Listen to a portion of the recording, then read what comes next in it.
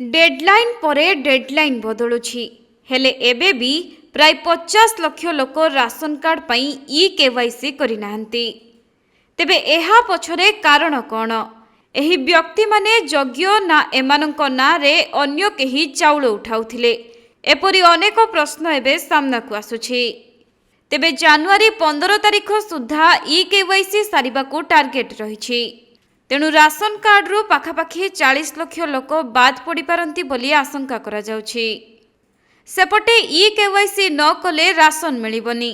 तेणु युद्धकालीन भित्तिरे चलिछि e KYC काम। खाद्य जोगाण विभागर तथ्य अनुसार वर्तमान सुधा 85% अर्थात 2,86,00,000 रु अधिक लोकंकर ई केवाईसी सरिछि, किंतु आहुरी 50 लाख रु अधिक लोक बाकी अछंती। तेबे एठारे प्रश्न उठुछि जे वर्तमान सुधा काहेकि एते संख्यारे लोक ई केवाईसी करि नाहंती, आउ एमानंक मध्यरु केते मृताहत से नै मध्य तथ्य संग्रह करुछि विभाग।